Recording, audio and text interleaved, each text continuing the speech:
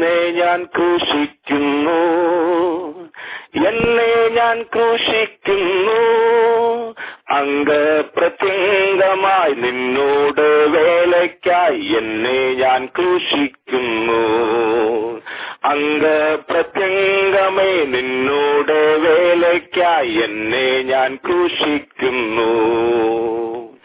നീയോ എന്നിൽ വളരണമേ, ഞാനോ ദിനം തോറും കുറയണമേ. നീയോ എന്നിൽ വളരണമേ, ഞാനോ ദിനം തോറും കുറയണമേ. നിൻവേല എന്നിൽ ദിനം തോറും വർദ്ധിച്ച് നിൻ സ്നേഹമെന്നിൽ പുതുക്കേണമേ. നിൻവേല എന്നിൽ ദിനം തോറും വർദ്ധിച്ച് നിൻ സ്നേഹമെന്നിൽ പുതുക്കേണമേ. എന്നെ ഞാൻ ക്രൂശിക്കുന്നു, എന്നെ ഞാൻ ക്രൂശിക്കുന്നു, അംഗപ്രത്യംഗമായി നിന്നോട് വേലയ്ക്കായി എന്നെ ഞാൻ ക്രൂശിക്കുന്നു, അംഗപ്രത്യംഗമായി നിന്നോട് വേലയ്ക്കായി എന്നെ ഞാൻ ക്രൂശിക്കുന്നു. എന്റെ ആഗ്രഹം ഒന്നു തന്നെ, അത് തന്നെ ദിനം തോറും പ്രത്യാശിക്കും. എന്റെ ആഗ്രഹം ഒന്നു തന്നെ, അത് തന്നെ ദിനം തോറും പ്രത്യാശിക്കും. യഹോവയുടെ ആലയത്തിങ്കൽ നിത്യം വസിപ്പാൻ കൃപ നൽകണേ.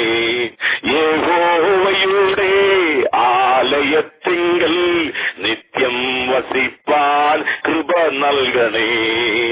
എന്നെ ഞാൻ ക്രൂശിക്കുന്നു, എന്നെ ഞാൻ ക്രൂശിക്കുന്നു, അംഗപ്രത്യംഗമായി നിന്നോട് വേലയ്ക്കായി എന്നെ ഞാൻ ക്രൂശിക്കുന്നു, അംഗപ്രത്യംഗമായി നിന്നോട് വേലയ്ക്കായി എന്നെ ഞാൻ ക്രൂശിക്കുന്നു. കർത്താവിന്റെ പരിശുദ്ധമായ നാമത്തിന് നന്ദിയോടെ സ്തോത്രം ചെയ്യുന്നു.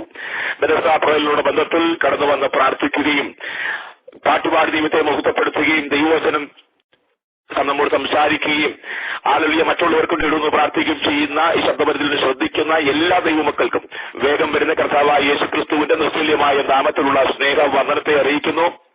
ദൈവമക്കളെ നമ്മൾ പ്രയർ ലൈനായി കടന്നു വന്ന് പ്രാർത്ഥിക്കുകയും പാട്ടുപാടി ദൈവത്തെ മഹത്വപ്പെടുത്തുകയും ദൈവവചനം സംസാരിക്കുകയും പഠിപ്പിക്കുകയും ഒക്കെ ചെയ്യുന്നത് നമ്മളെ തന്നെ സമർപ്പിക്കുവാൻ വേണ്ടിയാണ്.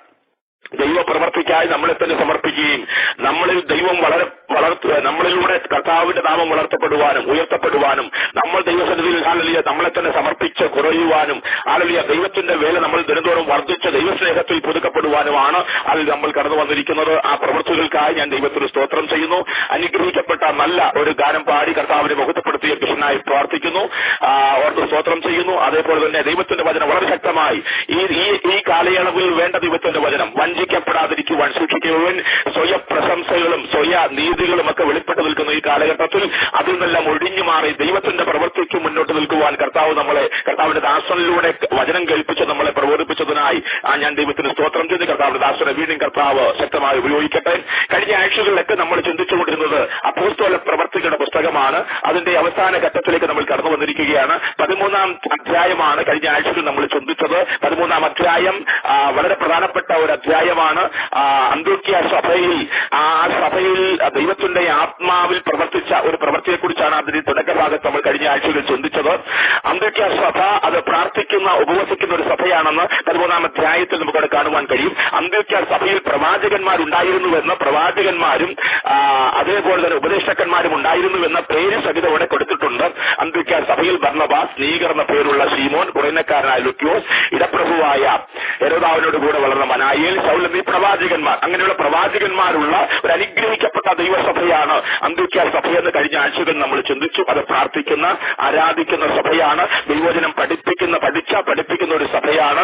അത് മറ്റുള്ളവരെ സഹായിക്കുന്ന ഒരു സഭയാണ്. അത് മാത്രമല്ല ഉപവസിച്ച് പ്രാർത്ഥിക്കുന്ന സഭയാണ്. അത് മാത്രമല്ല പരിശുദ്ധാത്മാവ് നിരന്തരം ഇടപെടുന്ന ഒരു സഭയാണെന്ന് കഴിഞ്ഞ ആഴ്ചകൾ നമ്മൾ ചിന്തിച്ചു. അങ്ങനെ അവർ പ്രാർത്ഥിച്ച് ഉപവസിച്ചുകൊണ്ടിരിക്കുമ്പോൾ ദൈവത്തിന്റെ പരിശുദ്ധാത്മാവ് അവരോട് സംസാരിച്ച് നമുക്ക് ഇവിടെ കാണുവാൻ കഴിയും. ബർന്നബാസിനെയും ശൗലിനെയും വിളിച്ചിരിക്കും വേലയ്ക്കായിട്ട് അവരെ വേർതിരിക്കുവിനെന്ന് പരിശുദ്ധാത്മാവ് പറയുന്നു.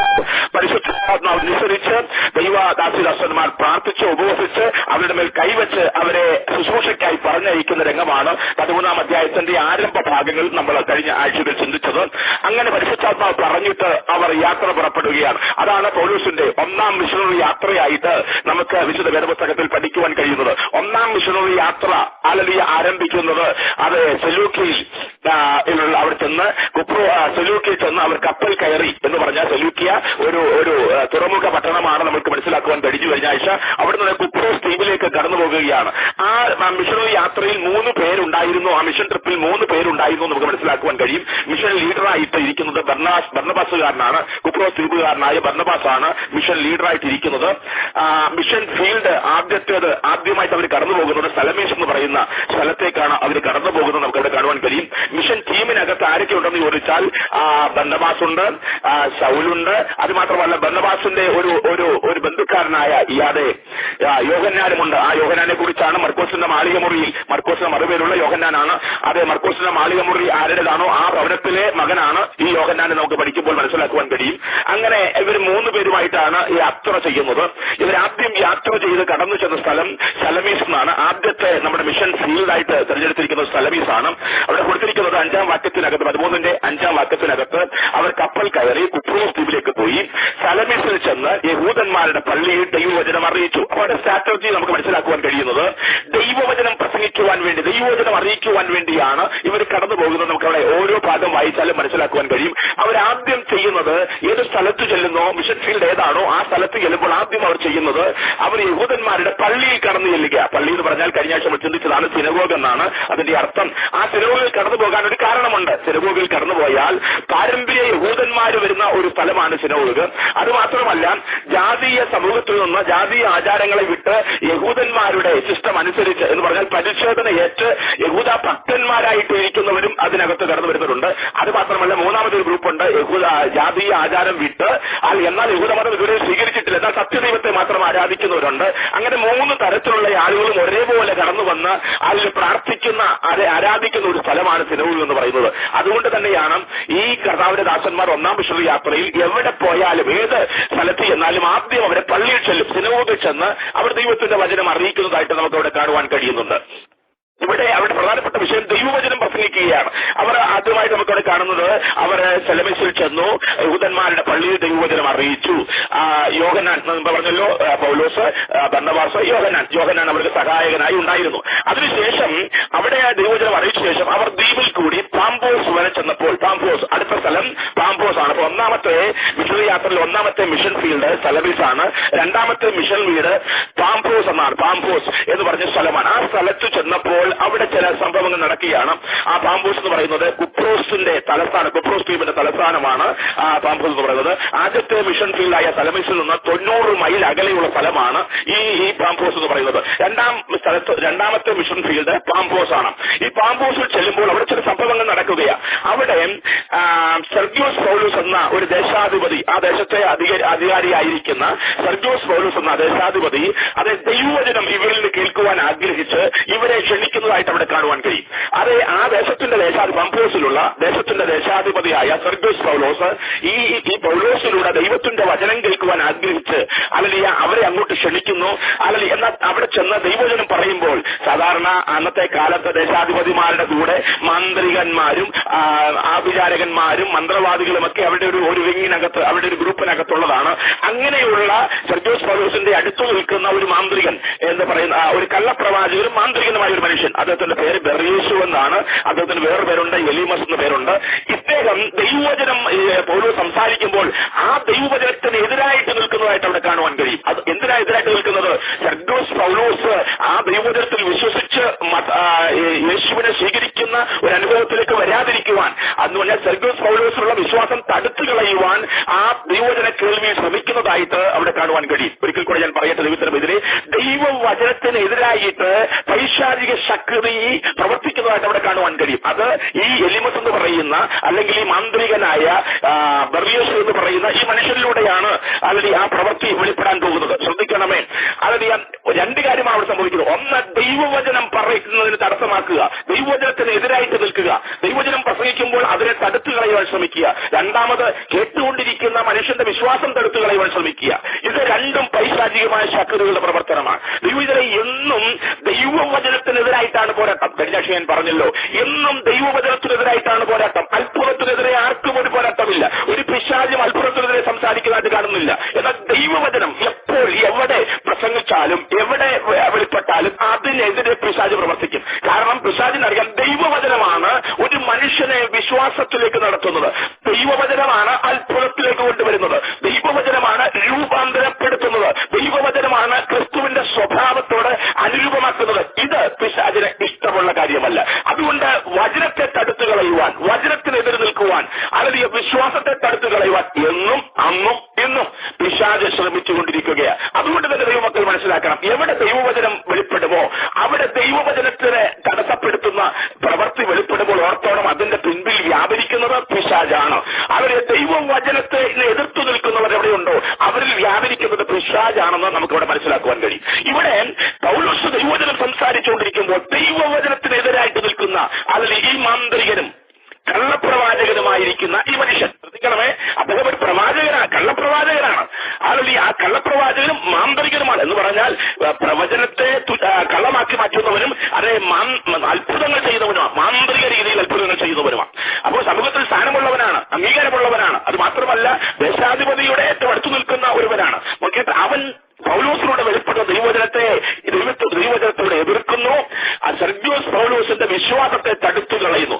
ഇത് സംഭവിക്കുമ്പോൾ ശ്രദ്ധിക്കണം, അവിടെ കൊടുത്തിരിക്കുന്ന ഇങ്ങനെയാണ്, ദേശാധിപതിയുടെ വിശ്വാസം തടുത്തു കളയുവാൻ അവൻ ശ്രമിച്ചു, വചനത്തോട് എതിർത്തു അവൻ നിന്നു. അപ്പോൾ പൗലോസ്, ശ്രദ്ധിക്കണം, അപ്പോൾ പൗലോസ് എന്നു പേരുള്ള സൗൽ പരിശുദ്ധാത്മപൂർണനായി അവനെ ഉറ്റുനോക്കി. ശ്രദ്ധിക്കണം, വചനം സംസാരിച്ചുകൊണ്ടിരുന്ന പൗലോസ് എന്നു പേരുള്ള സൗൽ പരിശുദ്ധാത്മപൂർണനായി ആത്മാവിന്റെ നിറവിലേക്ക് വന്നിട്ട് അവനെ ഉറ്റുനോക്കി. ആരെ? എതിർക്കുന്നവനെ, വിശ്വാസം തടുത്തു കളയുന്നവനെ ഉറ്റുനോക്കിയിട്ട് പൗലോസ് പറയുന്ന ചില കാര്യമുണ്ട്, ശ്രദ്ധിച്ചു കേൾക്കണം. സകല കപടവും സകല ദൂർത്തും നിറഞ്ഞവനെ, പിശാചിന്റെ മകനെ, സർവ്വനീതിയുടെയും ശത്രുവെ, കർത്താവിന്റെ നേർവഴികൾ മറിച്ചു കളയുന്നത് നീ മതിയാക്കുന്നില്ലയോ? ശ്രദ്ധിക്കണം ദൈവത്തിന്റെ വൈതലേ, അവിടെ ഒരു പോരാട്ടം നടക്കുകയാണ്, ആത്മീയ യുദ്ധം നടക്കുകയാണ്, ഒരു വാർ എൻകൗണ്ടർ നടക്കുകയാണ്. ദൈവത്തിന്റെ വൈതലേ, ദൈവത്തിന്റെ ആത്മാവും ദുരാത്മാവും തമ്മിൽ ഒരുമിച്ച് പോകത്തില്ല.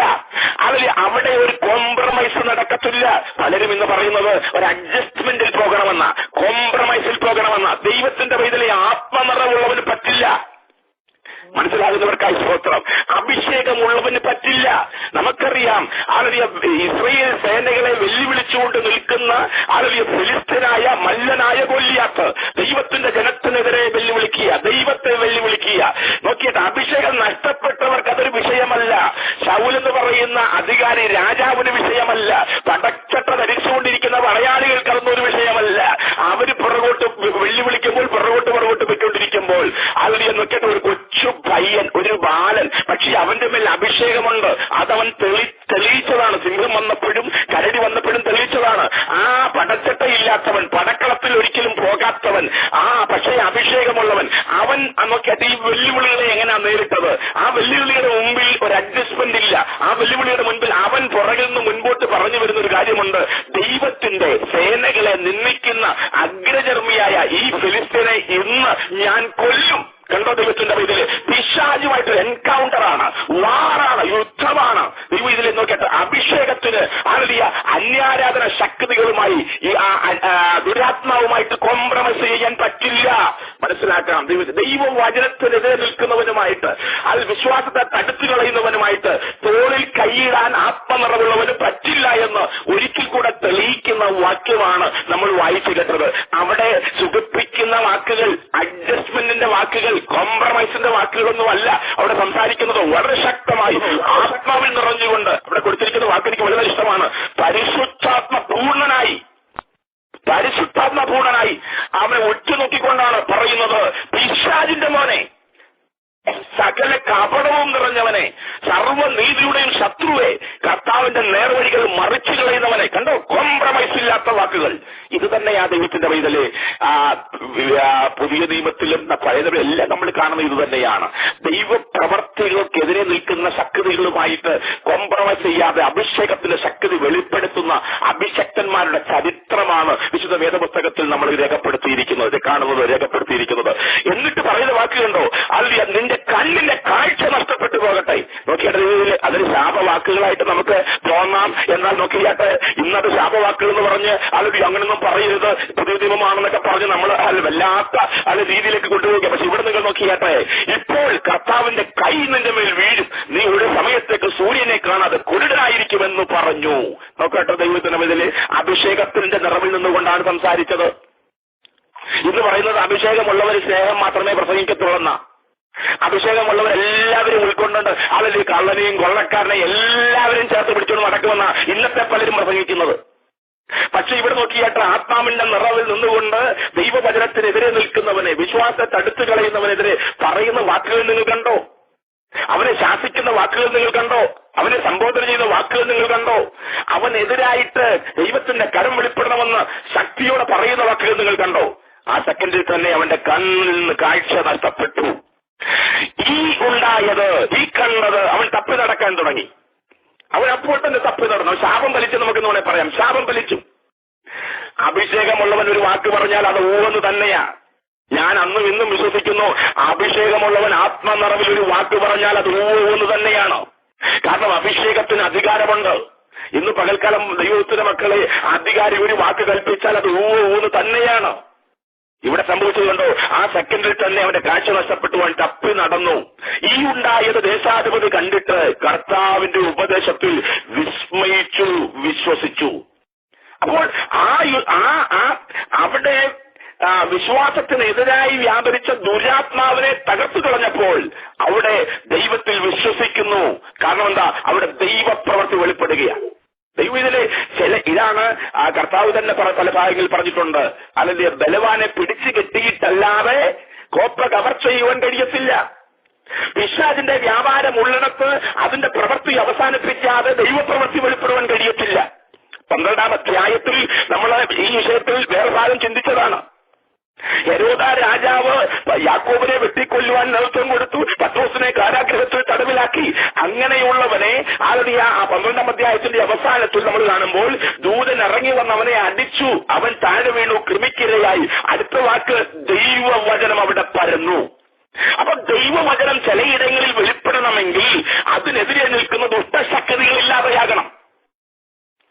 ഒരു പോരാട്ടം ഉണ്ടാകാതെ, പോർക്കളം ഉണ്ടാകാതെ, ഒരു യുദ്ധം ഉണ്ടാകാതെ, പൈശാചിക ശക്തികളെ തുരത്താതെ ചിലയിടങ്ങളിൽ ദൈവപ്രവൃത്തി വെളിപ്പെടത്തില്ല. ചിലയിടങ്ങളിൽ ശാസിക്കാതെ ദൈവപ്രവൃത്തി വെളിപ്പെടത്തില്ല. ചിലയിടങ്ങളിൽ ദൈവപ്രവൃത്തി വെളിപ്പെടാതെ ദൈവവചനം വെളിപ്പെടത്തില്ല. ഇവിടെ അത് തിരിച്ചറിഞ്ഞുകൊണ്ട് ഒരു അത്ഭുതകരമായ ഒരു വാർ എൻകൗണ്ടർ നടക്കുകയാ, ഒരു ആത്മീയ പോരാട്ടം നടക്കുകയാ, ഒരു യുദ്ധം നടക്കിയ. പിശാചും പൗലോസും ബർയേശും തമ്മിലല്ല, പൗലോസും എലിമസും തമ്മിലല്ല, അവരിൽ വ്യാപരിക്കുന്ന ശക്തികൾ തമ്മിലുള്ള പോരാട്ടമാണ്. അത് അവിടെയെല്ലാം എവിടെ പോരാട്ടമുണ്ടോ അവിടെ എല്ലാം ജയം ദൈവമക്കൾക്കാണ്, ദൈവാത്മാവിനാണ്. കാരണം എന്താ? നിന്നിലുള്ളവൻ ലോകത്തിലുള്ളവനേക്കാൾ വലിയവൻ, പുറത്തുള്ള ഏത് ശത്രുവിനേക്കാൾ വലിയവനാണ്. ദൈവം ഇതിൽ നമ്മുടെ ഉള്ളിൽ വ്യാപരിക്കുന്ന ദൈവത്തിന്റെ ആത്മാവ്. കാരണം ആർക്കും അളക്കാൻ കഴിയാത്ത അത്യന്ത ശക്തിയാണ് നമ്മുടെ ഉള്ളിൽ വ്യാപരിക്കുന്നത്. അതുകൊണ്ടാണ് പാമ്പുകളെയും തേളുകളെയും ശത്രുവിന്റെ സകല ബലത്തെയും ചവിട്ടുവാൻ ഞാൻ നിങ്ങൾക്ക് അധികാരം തരുന്നു, ഇവയൊന്നും ഒരു നാളും ഒരു ദോഷവും ചെയ്യുകയില്ല.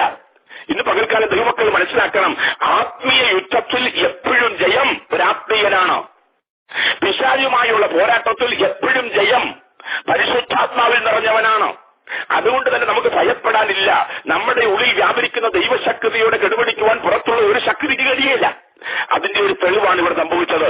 അല്ലെങ്കിൽ ഇവിടെ ഈ ദേശാധിപതിയായ സെർഗ്യൂസ് പൗലോസ് ഈ പാംപോസിലുള്ള ആ മിഷൻ ഫീൽഡിൽ വലിയ അത്ഭുതം നടക്കിയാണ്. ആ ദേശാധിപതി കർത്താവിൽ വിശ്വസിക്കുന്നതായിട്ട് അവിടെ കാണുവാൻ കഴിയും. അതിനുശേഷം അവർ പാംപോസിൽ നിന്ന് കപ്പൽ നിൽക്കുകയാണ്. അടുത്തത് പാമ്പോസിൽ നിന്ന് അവർ കപ്പലിലേക്ക് പെർഗയിൽ ചെന്നു. അപ്പൊ മൂന്നാമത്തെ മിഷൻ ഫീൽഡ് പെർഗ. ഒന്നാമത്തെ മിഷൻ ഫീൽഡ് സലമിസ് ആണ്, രണ്ടാമത്തെ മിഷൻ ഫീൽഡ് പാംഫോസ് ആണ്. ആ പാംഫോസ് ഒന്നാമത്തെ മിഷൻ ഫീൽഡ് സലമിസിൽ അവരെന്താ ചെയ്തത്? പള്ളിയിൽ പോയി ദൈവവചനം സംസാരിച്ചു. രണ്ടാമത്തെ മിഷൻ ഫീൽഡ് പാംഫോസ് ആണ്. അവിടെ അത് ദേശാധിപതിയെ വിശ്വാസത്തിലേക്ക് കൊണ്ടുവന്നു. അതിന് ആധാരമായി ഒരു ആത്മീയ ശുശ്രൂഷ അവിടെ വെളിപ്പെട്ടു. മൂന്നാമത്തെ സ്ഥലമാണ് പെർഗ എന്ന് പറയുന്ന സ്ഥലത്താണ്. പെർഗയിൽ അവർ ചെന്നു. ആ സമയത്ത് അവിടെ വായിക്കാം, പാംബോസിൽ നിന്ന് കപ്പലിലേക്ക് പാമ്പുല്യ ദേശത്തിലെ പെർഗയിൽ ചെന്നു. അവിടെ വെച്ച് യോഹന്നാൻ അവരെ വിട്ടുപിരിഞ്ഞ് യെരുശലേമിലേക്ക് മടങ്ങിപ്പോയി. കൂടെ സഹായിയായിട്ട് വന്ന യോഹന്നാൻ അവിടെ നിന്ന് മുൻപോട്ട് പോകാതെ, അവരെ പിന്തുടരാതെ അവിടെ നിന്ന് യെരുശലേമിലേക്ക്, അവൻ പറഞ്ഞല്ലോ യെരുശലേമിലെ മർക്കോസിന്റെ മാളികമുറിയുടെ ഉടമസ്ഥനാണ്, അല്ലെങ്കിൽ ആ വീടിന്റെ ഉടമസ്ഥനാണ്. ഇവരെ സഹായിക്കാൻ വേണ്ടി ഇവിടെ കൂടെ വന്നതാണ്. പക്ഷേ അവിടെ വെച്ച് പെർഗയിൽ വെച്ച് മൂന്നാമത്തെ മിഷൻ ഫീൽഡിൽ വെച്ച് അവരെ വിട്ടുപിരിഞ്ഞു പോവുകയാണ്. വിട്ടുപിരിഞ്ഞു പോകാനുള്ള പല കാരണങ്ങൾ ചരിത്രകാരന്മാർ രേഖപ്പെടുത്തി വെച്ചിട്ടുണ്ട്. ഞാൻ പറഞ്ഞല്ലോ, മിഷൻ ഫീൽഡിന്റെ ക്യാപ്റ്റൻ ആയിരുന്നത് ബർണ്ണബാസ് ആയിരുന്നു. ബർണ്ണബാസിന്റെ ബന്ധുക്കാരനാണ്, കസിനാണ് ഈ പറഞ്ഞ ഈ യോഹന്നാൻ എന്ന് പറയുന്ന ആൾ. എന്നാൽ ഈ 13-ാം അധ്യായത്തിൽ ഈ പാംബോസിൽ വെച്ച് ഈ ആത്മീയ ശുശ്രൂഷ നടന്നപ്പോൾ നേതൃത്വം ഓട്ടോമാറ്റിക്കായിട്ട് അത് പൗലോസിന്റെ മേൽ വരുന്നു. ഇപ്പോൾ ലീഡർ പൗലോസാണ്. മുമ്പേ ലീഡർ ആരായിരുന്നു? മുമ്പേ ലീഡർ ബർണ്ണബാസ് ആയിരുന്നെങ്കിൽ ഇപ്പോൾ ആ ബർണ്ണബാസ് 13-ാം അധ്യായത്തിൽ ഒരു പവർ എൻകൗണ്ടർ, പിശാചുമായിട്ടുള്ള പോരാട്ടമൊക്കെ കഴിഞ്ഞ് അവിടെ ആത്മീയ നേതൃത്വം അല്ലെങ്കിൽ സൗലിന്റെ കയ്യിൽ അല്ലെങ്കിൽ പൗലോസിന്റെ കയ്യിലേക്ക് വരികയാണ്. ഇത് ഒരു പക്ഷേ ഈ ബർണ്ണബാസിന്റെ ബന്ധുക്കാരനായ അല്ലെങ്കിൽ യോഹന്നാനെ ഇഷ്ടപ്പെടാൻ സാധ്യതയില്ല. രണ്ട് കാരണമാണ് അദ്ദേഹം ഇവരെ വിട്ട് തിരിച്ചു പോകാൻ കാരണമായിട്ട് ചരിത്രകാരന്മാർ പറയുന്നത്. ഒന്ന്, അല്ലെങ്കിൽ മിഷൻ യാത്രയിൽ ആദ്യം തുടക്കത്തിൽ ബർണ്ണബാസ് ആയിരുന്നു ക്യാപ്റ്റനെങ്കിൽ, ലീഡറെങ്കിൽ, ഈ 13-ാം അധ്യായത്തിലേക്ക് വരുമ്പോൾ ആത്മീയ ശുശ്രൂഷ മുഖാന്തരം ഓട്ടോമാറ്റിക്കലായിട്ട് പൗലോസ് ലീഡറായിട്ട് മാറുന്നു. ഇത് ബർണ്ണബാസിന്റെ കസിനായിരുന്ന ഈ യോഹന്നാനെ ഇഷ്ടമുണ്ടായില്ല എന്ന് ചരിത്രകാരന്മാരിൽ ഒരു ഭാഗം ആളുകൾ പറയുന്നുണ്ട്. ദൈവവേദനയെ ഇതൊക്കെ സ്വാഭാവികമായി അന്നും ഇന്നും നടക്കുന്ന കാര്യമാണ്. രണ്ടാമത്തേത്, ഇങ്ങനെയുള്ള ഒരു യാത്രയല്ല ആക്ച്വലി യോഹന്നാൻ പ്രതീക്ഷിച്ചത്. കാരണം ഈ പിശാചുമായി പോരാടുന്നു, ആത്മീയ യുദ്ധം, വല്ലാത്ത രീതിയിലുള്ള പ്രവർത്തികൾ, ഇതൊക്കെ ഒരുപക്ഷെ യോഹന്നാന് മനസ്സിലാക്കുവാൻ കഴിഞ്ഞില്ല. ഒരു ആത്മീയ ശുശ്രൂഷ, കാരണം വിളിയുള്ള ആളല്ലായിരുന്നു യോഹന്നാൻ. കാരണം പരിശുദ്ധാത്മാവ് അത് സഭയോടെ പറഞ്ഞ് തെരഞ്ഞെടുത്ത് പ്രാർത്ഥിച്ചയച്ചത് യോഹന്നാനെ അല്ല, പൗലോസിനെയും ബർണ്ണബാസിനെയും. യോഹന്നാൻ ഒരു സഹായിയായിട്ട് വന്നതാണ്. അങ്ങനെയുള്ളവര് ഇങ്ങനെയുള്ള ശുശ്രൂഷകൾ, ഒരു യുദ്ധത്തിലേക്ക് പോകുന്ന, ക്രൂശ് ചുമക്കുന്ന ആ പ്രവർത്തികൾ ഏറ്റെടുത്ത് മുൻപോട്ട് പോകാൻ കഴിഞ്ഞില്ല എന്നുള്ളതിന്റെ തെളിവാണ് അദ്ദേഹം അവിടെ വെച്ച് പിന്തിരിഞ്ഞ് പോകുന്നതായിട്ട് നമുക്ക് അവിടെ കാണുവാൻ കഴിയുന്നത്. ഇതൊരു പ്രധാനപ്പെട്ട വിഷയമാണ്. ദൈവത്തിന്റെ ആത്മാവിന്റെ നിയന്ത്രണമില്ലാത്ത ഒരാൾക്ക് ആത്മീയ ശുശ്രൂഷയിൽ മുൻപോട്ട് പോകാൻ കഴിയത്തില്ല. മനസ്സിലാകുന്നവർക്കായി സ്തോത്രം. ആത്മാവിന്റെ നിയന്ത്രണമില്ലാത്ത ഒരാൾക്ക് ഈ ആത്മീയ ശുശ്രൂഷയിൽ അധികകാലം മുൻപോട്ട് പോകാൻ പറ്റത്തില്ല. ഇതുതന്നെയാണ് പണ്ട് കാലത്ത് വെള്ളിയുള്ള അബ്രഹാമിന്റെ കൂടെ ഇറങ്ങിയ ലോത്തിന് അധിക ദൂരം മുൻപോട്ട് പോകാൻ കഴിഞ്ഞില്ല. കാരണം വിളിയുള്ളവന് മാത്രമേ വിളിച്ചവന്റെ പുറകെ മുൻപോട്ട് പോകാൻ പറ്റത്തുള്ളൂ. കാരണം വിളിയുള്ളവനോടാണ് തമ്പുരാൻ സംസാരിച്ചുകൊണ്ടിരിക്കുന്നത്. ലോത്തിനോട് കർത്താവ് സംസാരിച്ചതായിട്ട് വിശുദ്ധ വേദപുസ്തകത്തിൽ കാണുന്നില്ല. എന്നാൽ വിളി കേട്ടിറങ്ങിയ അബ്രഹാമിനോട് വിളിച്ച അന്ന് മുതൽ സംസാരിക്കുന്നതായിട്ട് കാണുവാൻ കഴിയുന്നുണ്ട്.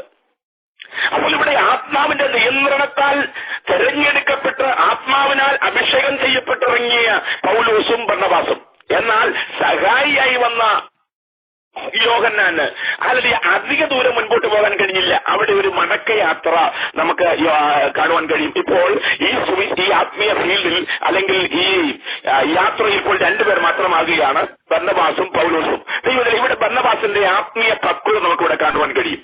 സത്യത്തിൽ ബർണ്ണബാസാണ് 13-ാം അധ്യായത്തിൽ നമുക്കറിയാം, ബർണ്ണബാസാണ് പൗലോസിനെ വിളിച്ചുകൊണ്ട് വരുന്നത്. അന്ത്യോക്യയിൽ പോയി പൗലോസിനെ വിളിച്ചുകൊണ്ട് വന്ന് വചനം പഠിപ്പിക്കുന്നതൊക്കെ അതല്ല ബർണ്ണബാസാണ്. ബർണ്ണബാസ് ആയിരുന്നു ഇറങ്ങിയപ്പോൾ ക്യാപ്റ്റൻ. പക്ഷെ ഇപ്പോൾ ആത്മീയ പക്വത പൗലോസുണ്ട്. കാരണം സീനിയറായിരിക്കുന്ന ബർന്നബാസ് ശൗലിനെ 10-ാം അധ്യായത്തിൽ പരിചയപ്പെടുത്തുന്നത്, യെരൂശലേമിൽ പരിചയപ്പെടുത്തുന്നത് ബർന്നബാസാണ്. അല്ലെങ്കിൽ ഇത് തിരിച്ച് അന്ത്യോക്യയിൽ കൊണ്ടുപോകുന്ന വചനം പഠിപ്പിക്കുന്നത് ബർന്നബാസാണ്. എന്നാൽ ഇവിടെ ശുശ്രൂഷ തിരിച്ചറിഞ്ഞുകൊണ്ട്, തന്റെ പരിമിതി തിരിച്ചറിഞ്ഞുകൊണ്ട് പൗലോസിനെ മുൻപിൽ നിർത്തുന്ന അല്ലെങ്കിൽ ഒരു ബർന്നബാസിനെ കാണുവാൻ കഴിയും. ഇന്ന് ആത്മീയ കോളത്തിൽ ഇല്ലാത്ത ഒരു വിഷയം അതാ. ദൈവമക്കളെ, പലപ്പോഴും ശുശ്രൂഷകന്മാരുടെ അവരുടെ പരിമിതികൾ അവർ സ്വയം മനസ്സിലാക്കാതെ താങ്കൾ എല്ലാമാണെന്നുള്ള ചിന്തയിൽ അല്ലെങ്കിൽ എല്ലാം ഞങ്ങളിലൂടെ നടക്കണമെന്നുള്ള ആഗ്രഹം വെളിപ്പെടുമ്പോഴാണ് പല സഭകളിലും ആത്മീയ ശുശ്രൂഷകൾ പരാജയപ്പെടുന്നത്. സഭകളിൽ തന്നെ ഭിന്നത ഉണ്ടാകാൻ കാരണം അതാ. എനിക്ക് എന്റേതായ പരിമിതികൾ ഉണ്ടെന്ന് ഞാൻ മനസ്സിലാക്കിയില്ല എങ്കിൽ മറ്റുള്ളവർക്ക് അത് മനസ്സിലാകും. പക്ഷെ ഞാൻ മനസ്സിലാക്കിയില്ല എങ്കിൽ എന്റെ ശുശ്രൂഷകൾ പരാജയപ്പെടും. ഇവിടെ ബർന്നബാസ് നോക്കിയിട്ട് പൗലോസുമായിട്ടുള്ള അവരെ ഒരുമിച്ചുള്ള ശുശ്രൂഷ അതൊക്കെ നോക്കിയാട്ടെ. ഒരു കാലത്ത് കർത്താവിനെതിരായി പ്രവർത്തിച്ച ഒരുവനായിരുന്നു ശൗല്.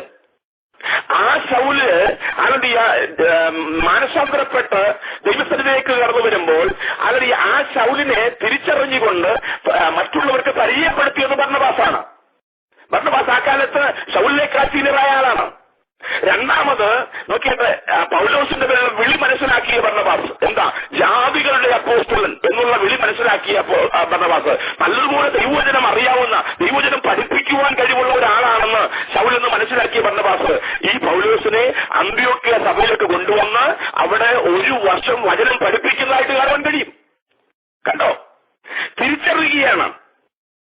ഓരോ വ്യക്തിയുടെയും ശുശ്രൂഷകൾ തിരിച്ചറിഞ്ഞ് തങ്ങളുടെ പരിമിതി തിരിച്ചറിഞ്ഞ് അവരെ ഉപയോഗിക്കുന്ന ഒരു ആത്മീയ ശുശ്രൂഷയാണ് ഇവിടെ ബർന്നബാസിൽ കാണുന്നത്. ഇവിടെ ഈ മിഷൻ യാത്രയിൽ ആദ്യം ക്യാപ്റ്റൻ ബർന്നബാസ് ആയിരുന്നെങ്കിലും നോക്കിയിട്ട് പിന്നീട് മുൻപോട്ട് പോയിക്കൊണ്ടിരിക്കുമ്പോൾ ആത്മീയ ശുശ്രൂഷകൾ വെളിപ്പെടുന്നു. പരിശുദ്ധാത്മാവിന്റെ വലിയ പ്രവർത്തികൾ വെളിപ്പെട്ടപ്പോൾ ആ ശുശ്രൂഷ ലീഡർഷിപ്പ് ബർന്നബാസിന് പൗലോസിന് കൈമാറുവാൻ നോക്കിയിട്ട് സന്നദ്ധരായി നിന്ന ഒരു ബർന്നബാസിനെ നമുക്ക് ഇവിടെ കാണുവാൻ കഴിയും. ഇതാണ് ഞാൻ പറഞ്ഞത്. മറ്റുള്ളവരുടെ ശുശ്രൂഷ മനസ്സിലാക്കുകയും തങ്ങളുടെ പരിമിതികൾ തിരിച്ചറിയുകയും ചെയ്യുന്നിടത്താണ് ആത്മീയ ശുശ്രൂഷകൾ വെളിപ്പെടുന്നത്. ഒരിക്കൽ കൂടെ ഞാൻ പറയാം, ദൈവസഭകളിൽ, ദൈവദാസന്മാരുള്ള ദൈവസഭകളിൽ മറ്റുള്ളവരുടെ ശുശ്രൂഷ മനസ്സിലാക്കുകയും തങ്ങളുടെ പരിമിതികൾ തിരിച്ചറിയുകയും ചെയ്യുന്നിടത്താണ് ആത്മീയ ശുശ്രൂഷകൾ ഐക്യതയോടെ നടത്തുവാൻ കഴിയുന്നത്. എന്നാൽ ഇന്ന് കർത്താവിന്റെ ദാസൻ പാസ്റ്റർ വർഗീസ് സംസാരിച്ചതുപോലെ നമ്മൾ സ്വയം പ്രശംസയിലും സ്വയം നീതിയിലും നമ്മളായിരിക്കുന്നത് കൊണ്ട് ദൈവപ്രവൃത്തി വെളിപ്പെടുന്നില്ല. അവിടെ നമ്മൾ സ്വയം വഞ്ചിക്കപ്പെടുകയാണ്. ഞാനെല്ലാം, എനിക്കെല്ലാം എന്നുള്ള ചിന്ത വരുമ്പോൾ നോക്കിയിട്ട് നമ്മൾ വല്ലാത്തൊരു അനുഭവത്തിലേക്ക് പോവുക. എന്നാൽ ദൈവത്തിലെ അത് സാധ്യമല്ല. നമ്മുടെ പരിമിതികൾ തിരിച്ചറിഞ്ഞുകൊണ്ട് മറ്റുള്ളവരുടെ കൃപകൾ തിരിച്ചറിഞ്ഞുകൊണ്ട് ശുശ്രൂഷിക്കുമ്പോഴാണ് ഒരുമിച്ചുള്ള കൂട്ടായ്മ വെളിപ്പെടുന്നത്. അവിടെയാണ് ദൈവപ്രവൃത്തി വെളിപ്പെടുന്നത്. ഇവിടെ ആ ശുശ്രൂഷയിലേക്ക് ഒരു പൗലോസ് ആളുടെ നേതൃത്വം ഏറ്റെടുക്കുന്നു.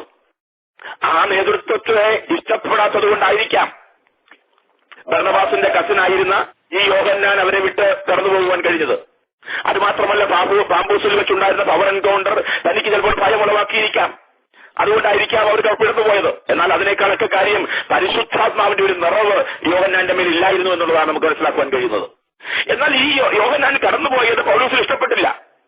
തന്റെ കൂടെ ഇറങ്ങി തിരിച്ചിട്ട് വഴിയിൽ വെച്ച് മാറിപ്പോയത് പൗലോസിന് ഇഷ്ടപ്പെട്ടില്ല എന്നുള്ളത് പിന്നീട് നമുക്ക് മനസ്സിലാക്കുവാൻ കഴിയും. അതിന്റെ 15-ാം അധ്യായം 36-ാം വാക്യം നമ്മൾ വായിച്ചാൽ ഇദ്ദേഹം 15-ാം അധ്യായം 36-ാം വാക്യം വായിച്ചാൽ മർക്കോസ് എന്ന യോഹന്നാനെയും കൂട്ടിക്കൊണ്ടു പോകുവാൻ പിന്നീട് എവിടെയോ വെച്ച് ഈ ബർന്നബാസിന്റെ ആഗ്രഹം ഈ മടങ്ങിപ്പോയ യോഹന്നാനെയും കൂടെ തിരിച്ചു കൊണ്ടുവരണം. അങ്ങനെ ആഗ്രഹിക്കുവാൻ ഇച്ഛിച്ചപ്പോൾ പൗലോസോ പമ്പുള്ളിയിൽ നിന്ന് തങ്ങളെ വിട്ട് ദൈവപ്രവർത്തിക്ക് വരാതെ പോയ ആ യോഹന്നാനെ കൂട്ടിക്കൊണ്ടു പോകുന്നത് യോഗ്യമല്ല എന്ന് നിരൂപിച്ചു. അങ്ങനെ അവർ തമ്മിൽ ഉഗ്രവാദമുണ്ടായിട്ട് വേർപിരിഞ്ഞു. ബർന്നബാസ് എന്തോ ചെയ്തു? ഈ യോഹന്നാനെയും കൂട്ടിക്കൊണ്ട് പോയി കുപ്രോസ് ദ്വീപിലേക്ക് പോയി. എന്നാൽ പൗലോസ് ശീലാസിനെ തെരഞ്ഞെടുത്തു പോയി. എന്ന് പറഞ്ഞാൽ ഈ 13-ാം അധ്യായത്തിനകത്ത് പിന്മാറിപ്പോയവനെ, തുടക്കത്തിൽ തന്നെ ആത്മീയ ശുശ്രൂഷയിൽ നിന്ന് പിന്മാറിപ്പോയവനെ വീണ്ടും കൂട്ടിവരുത്തണമെന്ന് അവന്റെ ബന്ധുക്കാരനായ ബർന്നബാസ് ആഗ്രഹിച്ചു. എന്നാൽ പൗലോസ് അതിനെതിരായിട്ട് ശക്തമായിട്ട് നിന്നു. സാധ്യമല്ല. ആ ഭാഗങ്ങളൊക്കെ നമ്മൾ പഠിക്കുമ്പോൾ കാണുന്നത് പൗലോസ് വളരെ സ്ട്രിക്റ്റ് ആയിരുന്നു. ആത്മീയ ശുശ്രൂഷയിൽ വളരെ സ്ട്രിക്റ്റാ, ഒരു കോംപ്രമൈസും ഇല്ല. ഇവിടെ നമുക്ക് നിസ്സാരമായിട്ട് തോന്നും. ഇറങ്ങി തിരിച്ചപ്പോൾ ഒരുമിച്ചുണ്ടായിരുന്നു, ഒന്ന് രണ്ട് ശുശ്രൂഷകൾ കൂടെ ഉണ്ടായിരുന്നു. എന്നിട്ടൊരു യാതൊരു കാരണവുമില്ലാതെ പിന്മാറിപ്പോവുക, ഞാൻ തിരിച്ചു പോവുക എന്ന് പറഞ്ഞ് യെരൂശലേമിലേക്ക് മടങ്ങിപ്പോയി. എന്നാൽ ആ ആളെ വീണ്ടും കൂട്ടണമെന്ന് ഈ ബന്ധുക്കാരനായി ബർന്നബാസ് പറയുമ്പോൾ പൗലോസ് കണ്ണിച്ചുകൊണ്ട് പറയാൻ സാധ്യമല്ല. പിന്മാറിപ്പോയവരെ കൂടെ കൊണ്ടുപോകാൻ സാധ്യമല്ല എന്ന് പറഞ്ഞ് അവർ തമ്മിൽ ഉഗ്രവാദമുണ്ടാകുന്നു. എന്നിട്ട് അവർ വേർപിരിയുന്നതായിട്ട് കാണുവാൻ കഴിയും. എന്നാൽ ഇതിലെ പൗലോസ് അവിടെ മർക്കോസ് യോഹന്നാനുവെ വ്യക്തി വൈരാഗ്യമോ വിദ്വേഷമോ ഒന്നുമല്ല, ആത്മീയ ശുശ്രൂഷയാണ് പൗലോസിന് വിഷയം. അതിന് കാരണം എന്ന് പറയുന്നത് പിന്നീട് വളരെ നാളുകൾക്ക് ശേഷം ഈ ഇദ്ദേഹത്തെ ഈ യോഹന്നാനെ തിരിച്ചു കൊണ്ടുവരുന്നതായിട്ട്, അവനെക്കുറിച്ച് നല്ലൊരു വാക്ക് പറയുന്നതായിട്ട് പൗലോസ് പറയുന്നതായിട്ട് നമുക്ക് കാണുവാൻ കഴിയും. 2 തിമോത്തി 4-ാം അധ്യായം അതിന്റെ 11-ാം വാക്യത്തിനകത്ത് ഇങ്ങനെയാണ് കൊടുത്തിരിക്കുന്നത്. 2 തിമോത്തിയോസ് 4-ാം അധ്യായം 11-ാം വാക്യത്തിനകത്ത് ലൂക്കോസ് മാത്രമേ, മർക്കോസ് എന്ന് മറുപേരുള്ള യോഹന്നാൻ എനിക്ക് ശുശ്രൂഷയ്ക്കായി പ്രയോജനമുള്ളവനാകിയാൽ അവനെ കൂട്ടിക്കൊണ്ടുവരിക എന്ന് പൗലോസിന് പറയുന്നുണ്ട്. അപ്പോൾ അവർ തമ്മിൽ വ്യക്തിവൈരാഗ്യമൊന്നുമില്ല. പക്ഷെ ആത്മീയ ശുശ്രൂഷയിൽ പൗലോസിന് എരിവുണ്ട്.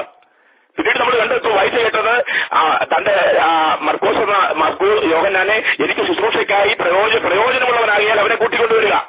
അപ്പോൾ അവനെ നോക്കിയിട്ട് അവനെ ഇഷ്ടപ്പെട്ടുകൊണ്ടാണ്, പക്ഷേ ഈ ആത്മീയ ശുശ്രൂഷയിൽ കോംപ്രമൈസ് ഇല്ലാത്തത് കൊണ്ടാണ് അവനെ തിരിച്ചു കൊണ്ടുവരാൻ സാധ്യമല്ലെന്ന് അന്ന് പറഞ്ഞത്.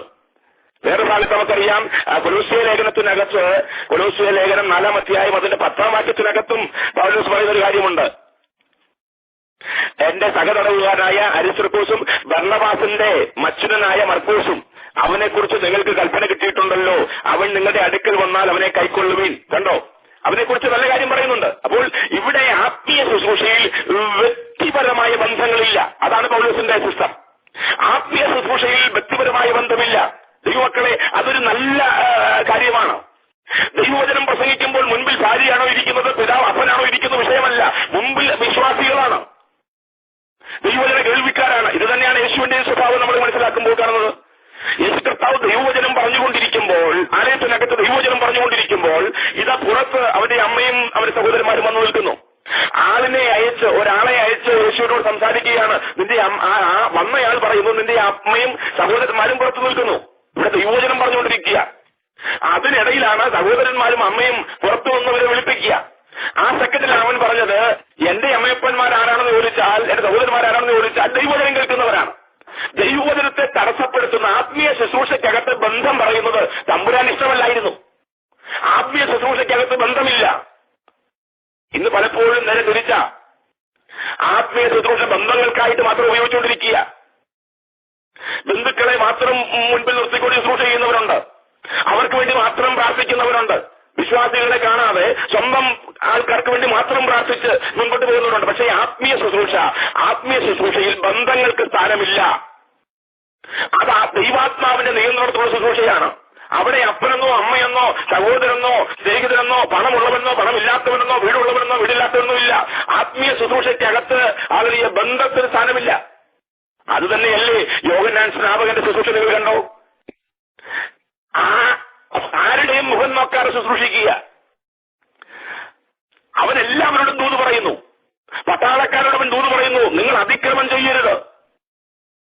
കരം പിരിക്കുന്നവരോട് പറയുന്നു, നിങ്ങൾ അധികമായി പിരിക്കരുത്. പണമുള്ളവർ സാധാരണക്കാരോട് പറയുന്നു, നിങ്ങൾക്ക് രണ്ടുണ്ടെങ്കിൽ ഒന്ന് മറ്റുള്ളവന് കൊടുക്കുക. നോക്കിയിട്ട് ദൈവത്തിന്റെ പേരിലെ അധികാരികളോടും പണമുള്ളവനോടും പണമില്ല എല്ലാവരോടും ഒരേപോലെ സംസാരിക്കുന്ന ശുശ്രൂഷ, അതൊരു ആത്മീയ ശുശ്രൂഷയാണ്. അവനെ കുറിച്ച് പറയുന്നത് ദൈവം അയച്ചിട്ടൊരു മനുഷ്യൻ വന്നു. അപ്പൊ ദൈവം അയച്ചിട്ട് വരുന്ന മനുഷ്യൻ സംസാരിക്കുന്ന നിങ്ങൾ കണ്ടോ? മുൻപിൽ പണമുള്ളവനെ കാണുമ്പോൾ അച്ഛന് കുഴപ്പമില്ല, അത് പണമില്ലാത്തവനോട് നീ നന്നാവണമെന്ന് പറയുന്ന ശുശ്രൂഷയില്ല. അധികാരികളെ കാണുമ്പോൾ തലകുനിച്ചു നിൽക്കുന്ന ശുശ്രൂഷയില്ല. എല്ലാവരും ഒരേ രീതിയിൽ ദൈവാത്മാവ് സംസാരിക്കുകയാണ്. ഇവിടെയും അത് തന്നെയാണ്. കോംപ്രമൈസ് ചെയ്യാതെ പൗലോസ് ഇത്രയും നേരം നമ്മുടെ കൂടെ നടന്നതല്ലേ, പിന്മാറിപ്പോയാൽ സാരമില്ല. അല്ലല്ല, പിന്മാറിപ്പോയവൻ അടുത്ത കുറെ സമയത്തേക്ക് മാറി നിൽക്കണം. ദൈവം ഇതിലെ പിന്മാറിപ്പോയവൻ ശുശ്രൂഷയ്ക്ക് വന്നിട്ട് കരത്തേക്ക് കൈവച്ചിട്ട് ആലലിയ പിന്മാറിപ്പോയവൻ സ്വല്പം നേരത്തേക്ക് മാറി നിൽക്കണമെന്നുള്ളത്, അവനെ സ്വല്പം കഴിഞ്ഞു കൂട്ടിയാൽ മതി എന്നുള്ളത് പൗലോസിന് ഇഷ്ടമായ കാര്യമായിരുന്നു. അപ്പോ 13-ാം അധ്യായത്തിൽ നമ്മൾ പഠിക്കുന്നത്, ശ്രദ്ധിക്കണം ദൈവത്തിന്റെ വഴിയിലെ 1ാമത്തെ മിഷന്റെ യാത്രയെ കുറിച്ചാണ് നമ്മൾ പഠിക്കുന്നത്. 1ാമത്തെ മിഷൻ ഫീൽഡ് സെലൂക്കിൽ നിന്ന് ആരംഭിച്ചു. അതിൽ കുപ്രോസ് ദ്വീപിലേക്ക് പോയി. അവിടുന്ന് ഒന്നാമത്തെ മിഷൻ ഫീൽഡായിട്ട് വരുന്ന സലമീസാണ്. സലമീസില് പള്ളിയിൽ പോയി യുവജനം സംസാരിക്കുന്നു. രണ്ടാമത്തേത് പാംഫോസ് ആണ്. പാംഫോസില് അത് ദേശാധിപതിയുടെ കൂടെ നിന്നിരുന്ന അത് മാന്ത്രികനും കള്ളപ്രവാചകനുമായിരുന്ന ദുരാത്മാവിനെതിരെ പോരാടി അവിടെ ഒരു ജയമുണ്ടായി. അതിലൂടെ അവിടെ ഒരു ദൈവപ്രവൃത്തി വെളിപ്പെടുത്തിയ ശേഷം പെർഗയിലെത്തുന്നു. ആ പെർഗയിൽ അവിടെ പെർഗയിൽ നിന്ന് പുറപ്പെട്ട് പിസിദ്യ ദേശത്തിലെ അന്ത്യോക്യയിലെത്തി.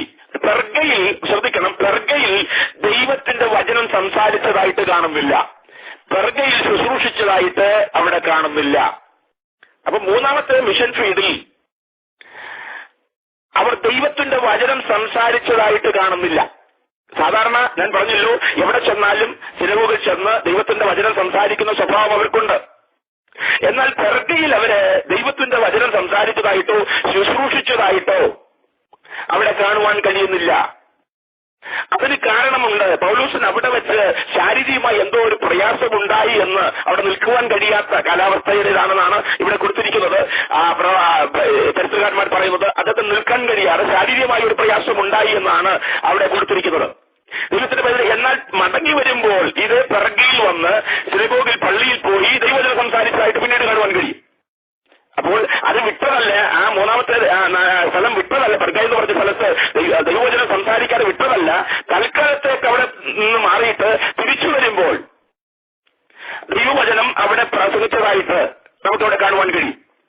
ഇവിടെ ആ പെർഗയിൽ നിന്ന് അടുത്ത സ്ഥലത്തേക്ക് പോകുന്നത് പിസീദിയയിലുള്ള അന്ത്യോക്യ. അന്ത്യോക്യ എന്ന് പറഞ്ഞാൽ പല സ്ഥലങ്ങളുണ്ട്. ഇത് പിസീദിയയിലുള്ള അന്ത്യോക്യ. അപ്പോൾ നാലാമത്തെ മിഷൻ ഫീൽഡ് പിസീദിയയിലുള്ള അന്ത്യോക്യ. ഒരിക്കൽ കൂടെ ഞാൻ പറയാം. ഒന്നാമത്തെ മിഷൻ ഫീൽഡ് സലമീസ്, രണ്ടാമത്തേത് പാംപോസ്, മൂന്നാമത്തേത് പെർഗ, നാലാമത്തേത് പിസീദിയയിലുള്ള അന്ത്യോക്യ എന്ന് പറഞ്ഞ സ്ഥലത്താണ്.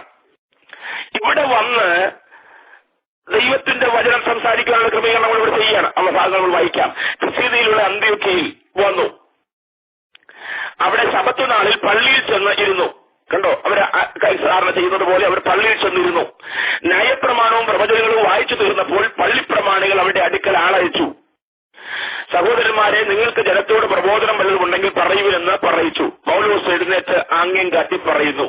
സംസാരിക്കാൻ തുടങ്ങി, പ്രസംഗിക്കാൻ തുടങ്ങി. ഇവിടെ എന്തുകൊണ്ടാണ് ഈ പള്ളിയിലുള്ളവര് ഇവരെ കണ്ടിട്ട് ഇവരോട് പ്രസംഗിക്കുവാൻ ആവശ്യപ്പെട്ടത്? പ്രസംഗിക്കുവാൻ ക്ഷണിക്കുവാനുള്ള കാരണം എന്താ? ഒന്ന്, ഇവരുടെ ഡ്രസ് കോഡ് കണ്ടാൽ ഇവരെ അറിയാം. ഇവരുടെ യഹൂദ റബ്ബിയുടെ വേഷത്തിലാണ് പൗലോസ് നിൽക്കുന്നത്. പൗലോസ് സാധാരണക്കാരനല്ല, സന്നിധി സംഘത്തിലെ അംഗമാണ്. ന്യായപ്രമാണം വളരെ ശ്രേഷ്ഠനായ ഗമാലിയലിന്റെ പാദപീഠത്തിൽ പഠിച്ച ഒരുവനാണ്, പഠിപ്പിക്കുന്ന ഒരുവനായിരുന്നവൻ. അതുകൊണ്ട് തന്നെ ഒരു ഗുരുവിന്റെ വസ്ത്രം, ന്യായശാസ്ത്രിയുടെ വസ്ത്രമാണ് പൗലോസ് ഉപയോഗിച്ചുകൊണ്ടിരുന്നത്. ആ വേഷം കാണുമ്പോൾ തന്നെ അവനൊരു ഗുരുവാണെന്ന് പള്ളിയിലുള്ളവർക്ക് മനസ്സിലായി. അതുകൊണ്ടാണ് അവനെ പ്രസംഗിക്കുവാൻ വേണ്ടി ക്ഷണിക്കുന്നതായിട്ട് നമുക്ക് ഇവിടെ കാണുവാൻ കഴിയുന്നത്. ഇവിടെ പൗലോസിനെ അവർ ക്ഷണിക്കുമ്പോൾ പൗലോസ് എഴുന്നേറ്റ് നിന്ന് ദൈവവചനം പ്രസംഗിക്കുവാൻ തുടങ്ങുക. ദൈവത്തിലെ ഈ അപ്പോസ്തല പ്രവൃത്തി 28 അധ്യായങ്ങൾ നമ്മൾ പഠിക്കുമ്പോൾ 19 പ്രസംഗമുണ്ടെന്ന് നമ്മൾ നേരത്തെ പഠിച്ചു. 19 പ്രസംഗമുണ്ട്. പത്രോസിന്റെ 8 പ്രസംഗമുണ്ട്. പൗലോസ് 9 പ്രസംഗം പ്രസംഗിച്ചു. സ്തെഫാനോസ് ഒരു പ്രസംഗം പ്രസംഗിച്ചു. യാക്കോബ് ഒരു പ്രസംഗം പ്രസംഗിച്ചു. അങ്ങനെ 19 പ്രസംഗമുണ്ട്. പൗലോസിന്റെ പ്രസംഗം നമുക്ക് ഏതൊക്കെ അധ്യായമാണെന്ന് നമുക്കറിയാം. നമ്മൾ കുറെ പ്രസംഗം നമ്മൾ കേട്ടിട്ടുണ്ട്. 1-ാം അധ്യായത്തിൽ പ്രസംഗമുണ്ട്. യൂദായ്ക്ക് പകരം ഒരു തെരഞ്ഞെടുപ്പ് ഉണ്ടാകേണ്ടതിന് അദ്ദേഹം എഴുന്നേറ്റ് പ്രസംഗിക്കുന്നതായിട്ട് നമുക്ക് കാണുവാൻ കഴിയും. 2-ാം അധ്യായത്തിൽ പരിശുദ്ധാത്മാവ് അന്യഭാഷ അടയാളത്തോട് വരുമ്പോൾ വന്നുകൂടിയ പുരുഷാരത്തോട് ദൈവവചനം സംസാരിക്കുന്നു. 3-ാം അധ്യായത്തിൽ ദേവാലയ ഗോപുരത്തിൽ സുന്ദരമെന്ന ദേവാലയ ഗോപുരത്തിന് മുമ്പിലിരുന്ന മനുഷ്യരെ സൗഖ്യമാക്കിയ ശേഷം അവിടെ ഒരു പ്രസംഗം നടത്തുന്നു. അങ്ങനെ 4-ാം അധ്യായത്തിലും 5-ാം അധ്യായത്തിലും 10-ാം അധ്യായത്തിലും 11, 15 അധ്യായങ്ങളിലൊക്കെ പത്രോസിന്റെ 8 പ്രസംഗങ്ങൾ നമുക്ക് കാണുവാൻ കഴിയും. എന്നാൽ പൗലോസിന്റെ 9 പ്രസംഗങ്ങളിൽ ആദ്യത്തെ പ്രസംഗം ഇവിടെയാണ് നടക്കുന്നത്. പൗലോസിന്റെ ആദ്യത്തെ പ്രസംഗം ഇവിടെ നടക്കാൻ പോവുക. 9 പ്രസംഗമുള്ള പൗലോസിന്റെ പ്രസംഗങ്ങളിൽ ആദ്യ പ്രസംഗം 13-ാം അധ്യായത്തിൽ കാണുകയാണ്. അത് എവിടെ വെച്ചാണെന്ന് ചോദിച്ചാൽ പിസീദിയയിലുള്ള അന്ത്യോക്യയിൽ അവരെ സുവിശേഷാർത്ഥം അവിടെ ചെല്ലുകയും അവിടെ ചെന്ന് പള്ളിക്കകത്ത് കടന്നു ചെല്ലുമ്പോൾ അവിടെയുള്ളവർ പൗലോസിനെ പ്രസംഗിക്കുവാൻ ക്ഷണിക്കുന്നു. അങ്ങനെ പൗലോസ് എഴുന്നേറ്റ് പ്രസംഗിക്കുന്നതായിട്ട് അവിടെ കാണുവാൻ കഴിയുന്നത്. ദൈവത്തെ പൗലോസ് പ്രസംഗിക്കാൻ തുടങ്ങുമ്പോൾ പറയുന്ന ആ ഇൻട്രഡക്ഷൻ നിങ്ങൾ കണ്ടോ? ഇസ്രായേൽ പുരുഷന്മാരും ദൈവത്തിന്റെ ഭക്തന്മാരുമായവരെ കേൾക്കുകയും. 2 ഗ്രൂപ്പിനെ കുറിച്ചാണ് പറയുന്നത്. ഇസ്രായേൽ പുരുഷന്മാർ എന്ന് പറഞ്ഞാൽ ഞാൻ നേരത്തെ പറഞ്ഞല്ലോ, സിനഗോഗിൽ പള്ളിയിൽ അന്ന് 3 ഗ്രൂപ്പുണ്ട്. ഒന്ന് പാരമ്പര്യമായി ഇസ്രായേലായിരിക്കുന്നവർ, യഹൂദന്മാർ, അവരെ വിളിച്ചത് ഇസ്രായേൽ പുരുഷന്മാരെ. രണ്ടാമത് ജാതികളിൽ നിന്ന് ജാതീയ ആചാരം വിട്ട് യഹൂദന്റെ പരിച്ഛേദന ഏറ്റ് യഹൂദനായി മാറിയവരെ, അതേപോലെ തന്നെ ജാതി ആചാരം വിട്ട് ദേവാലയത്തിൽ കടന്നുവന്ന് സത്യദൈവത്തെ ആരാധിക്കുന്നവരെ, ഇവരെ രണ്ടുപേരെയും വിളിക്കുന്ന വാക്കാണ് ഭക്തന്മാർ, ദൈവഭക്തന്മാർ. അതുകൊണ്ടാണ് പൗലോസ് എവിടെ ചെന്നാലും ആദ്യം സിനഗോഗിൽ, കാരണം അവിടെ ഈ 3 ഗ്രൂപ്പ് ആളുകളെ കാണാൻ കഴിയും. അതുകൊണ്ട് ഇവിടെ നമ്മൾ നോക്കിയാട്ടെ, ഇവിടെ പൗലോസ് അവരെ ഇൻട്രൊഡ്യൂസ് ചെയ്യുന്നത് ഒരു പ്രാവശ്യമല്ല, പല പ്രാവശ്യങ്ങളിൽ ഇൻട്രൊഡ്യൂസ് ചെയ്തത് അവിടെ കാണുവാൻ കഴിയും. അവിടെ നിങ്ങൾ നോക്കിയാൽ 13-ാം അധ്യായം 16-ാം വാക്യം ഇപ്പോൾ വായിച്ച ഭാഗത്ത് ഇസ്രായേൽ പുരുഷന്മാരും ദൈവഭക്തന്മാരുമായുള്ളവരെ. ഇനി അതിന്റെ 26-ാം വാക്യം നമ്മൾ വായിച്ചാൽ 26-ാം വാക്യത്തിനകത്തും ആ പ്രശ്നത്തിന് ഇടയ്ക്ക് വീണ്ടും പറയുന്ന സഹോദരന്മാരെ, ഇതിൽ പറയുന്നത് അബ്രഹാം വംശത്തിലെ മക്കളും, കണ്ടോ, അത് യഹൂദന്മാർ അല്ലെങ്കിൽ ഇസ്രായേൽ. രണ്ടാമത് അവരോട് ചേർന്ന ദൈവഭക്തന്മാരുമായുള്ളവരെ, കണ്ടോ. ഇത് പറഞ്ഞാൽ ഞാൻ പറഞ്ഞതുപോലെ ആ സിനഗോഗിൽ ആരൊക്കെയുണ്ടോ അവരെയൊക്കെ പേരെടുത്ത് പറയുകയാണ്. ഒന്ന് പാരമ്പര്യ യഹൂദക്കാരെ, അബ്രഹാമിന്റെ തലമുറയിൽപ്പെട്ടവരെ. രണ്ട് അവരോട് ചേർന്ന ദൈവഭക്തന്മാരെ എന്ന് പറഞ്ഞാൽ ജാതീയ ആചാരങ്ങളെ വിട്ട് ഈ സത്യദൈവത്തെ വിശ്വസിച്ച് യഹൂദന്റെ പരിശോധനയേറ്റ് അബ്രഹാമിന്റെ സന്തതിയായി തീർന്നവരെ, അല്ലെങ്കിൽ ജാതി ആചാരം വിട്ട് സത്യദൈവത്തെ കണ്ടെത്തിയ ഭക്തന്മാരെ. കണ്ടോ ആ ആഹ്വാനം നിങ്ങൾ കണ്ടോ? എന്നിട്ട് അദ്ദേഹം തന്റെ ആദ്യ പ്രസംഗം പ്രസംഗിക്കുക. ഈ അപ്പോസ്തല പ്രവർത്തികളിൽ പുതിയ നിയമത്തിൽ ഈ അപ്പോസ്തലന്മാരുടെ 19 പ്രസംഗം നമ്മൾ പഠിച്ചാലും അവർ എല്ലാ പ്രസംഗങ്ങളും തുടങ്ങുന്നത് എവിടെ നിന്നാണെന്നറിയാമോ? പഴയ നിയമത്തിൽ നിന്നാണ്. അബ്രഹാമിൽ നിന്നാണ് അവർ പ്രസംഗം ആരംഭിക്കുന്നത്. ഇവിടെയും അവർ പ്രസംഗം ആരംഭിക്കുന്നത് കണ്ടോ, ഇസ്രായേൽ ജനത്തിന്റെ ദൈവം നമ്മുടെ പിതാക്കന്മാരെ തെരഞ്ഞെടുത്തു. കണ്ടോ, പ്രസംഗം തുടങ്ങിയ ഇൻട്രൊഡക്ഷൻ കൊടുക്കുക, ഇസ്രായേൽ പുരുഷന്മാരും ദൈവഭക്തന്മാരുമായവരെ കേൾക്കുവീൻ എന്ന് പറഞ്ഞ് പ്രസംഗം ആരംഭിക്കുമ്പോൾ അവരാരംഭിക്കുന്നത് പഴയ നിയമത്തിൽ നിന്നാണ്. പഴയ നിയമത്തിൽ നിന്ന് എന്ന് പറഞ്ഞാൽ യഹൂദന്മാർക്ക് അറിയാവുന്ന അവരുടെ പൂർവ്വപിതാക്കന്മാരുടെ ചരിത്രം പറഞ്ഞ് അതിലൂടെ നടന്ന ദൈവപ്രവർത്തികളെ വർണ്ണിച്ച് അവസാനം എവിടെ കൊണ്ടുവരുന്നു? ആ ദൈവപ്രവൃത്തി ആരുടെ പ്രവൃത്തിയായിരുന്നു? യേശുവിന്റെ പ്രവൃത്തിയായിരുന്നു എന്ന് തെളിയിക്കുന്ന പ്രസംഗങ്ങളാണ് 19 പ്രസംഗങ്ങളും. ആ പ്രസംഗങ്ങളിൽ ആകർഷകരായിട്ടാണ് ആയിരക്കണക്കിന് ആളുകൾ യേശുവിനെ വിശ്വസിച്ചത്. ഇന്ന് പക്ഷേ ദുഃഖകരമെന്ന് പറയട്ടെ, ഇന്നത്തെ പ്രസംഗകരൊക്കെ പറയുന്നത് പഴയ നിയമം വേണ്ട എന്ന. ദൈവമക്കളെ, എന്താ ഇത് പറയുന്നതിന്റെ അർത്ഥമെന്നറിയത്തില്ല. പഴയ നിയമം കീറിക്കളയണമെന്ന് പറയുന്ന പുള്ളികളുണ്ടെന്ന്. പഴയ നിയമം കീറിക്കളയണം, പഴയ നിയമം വേണ്ട, പഴയ നിയമം കഴിഞ്ഞുപോയി. പക്ഷെ വിശുദ്ധ വേദപുസ്തകം നിങ്ങൾ പഠിച്ചാൽ മത്തായി മുതൽ ഈ വെളിപ്പാട് പുസ്തകം വരെ നമ്മൾ പഠിച്ചാൽ യേശു കർത്താവ് എത്രയോ പ്രസംഗങ്ങൾ പ്രസംഗിച്ചു.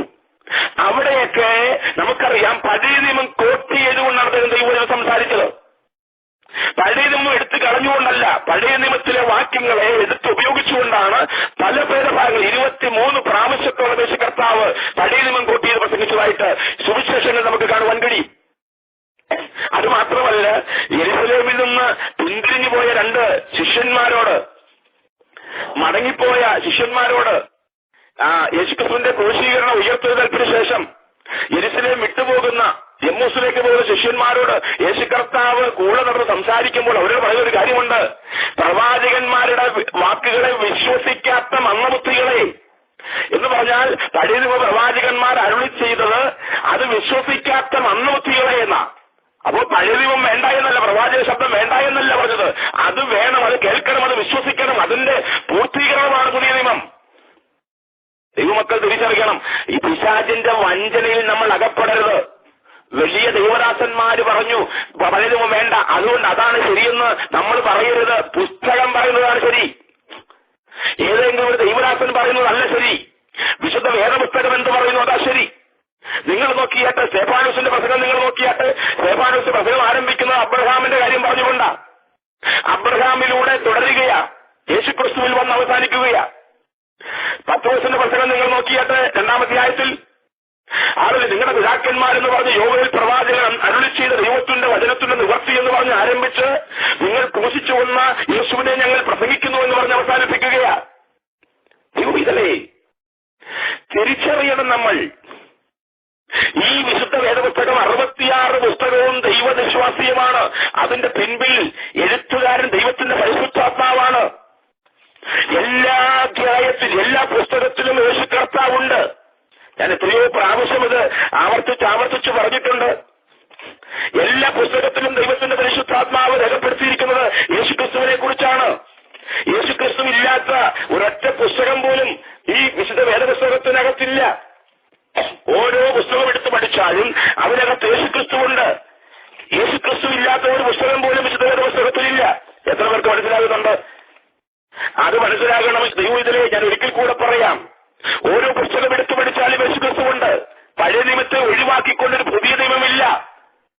അപ്പനും അമ്മയും ഇല്ലാതെ മക്കൾ ജനിക്കുന്നില്ലെന്ന് പറയുന്നത് പോലെ തന്നെയാണ് പഴയ നിയമം ഇല്ലാതെ ഒരു പുതിയ നിയമമില്ല.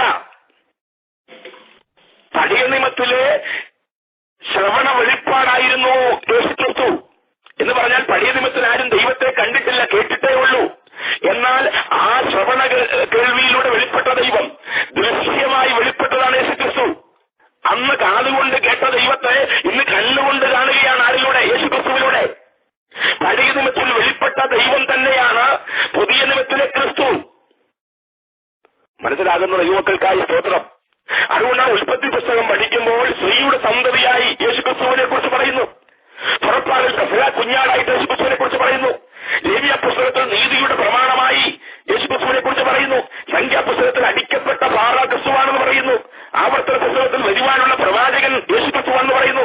യേശുവയുടെ പുസ്തകത്തിൽ മുഖ്യ സൈന്യാധിപൻ യേശുക്രിസ്തുവാണെന്ന് പറയുന്നു. ന്യായാധിപന്മാരുടെ പുസ്തകത്തിൽ നീതിയുള്ള ന്യായാധിപതി എന്ന് പറയുന്നത് യേശുക്രിസ്തുവിനെ കുറിച്ചാണ്. യൂത്തിന്റെ പുസ്തകത്തിൽ വീണ്ടെടുപ്പുകാർക്ക് പറയുന്നത് യേശുവിനെ കുറിച്ചാണ്. തിരുവൃത്താന്തത്തിനകത്ത് യഹൂദന്മാർ കാത്തിരിക്കുന്ന മെശിഹ എന്ന് പറയുന്നത് യേശുവിനെ കുറിച്ചാണ്. നെഹമ്യാവിന്റെ പുസ്തകത്തിനകത്ത് ആലയം പുതുക്കിപ്പണിയുന്നവെന്ന് പറയുന്ന യേശുവിനെ കുറിച്ചാണ്. എസ്രായേലിന്റെ പുസ്തകത്തിൽ ഐക്യപ്പെട്ടവെന്ന് പറയുന്ന യേശുവിനെ കുറിച്ചാണ്. എസ്തേറിന്റെ പുസ്തകത്തിനകത്ത് ഏക മധ്യസ്ഥൻ എന്ന് പറയുന്ന യേശുവിനെ കുറിച്ചാണ്.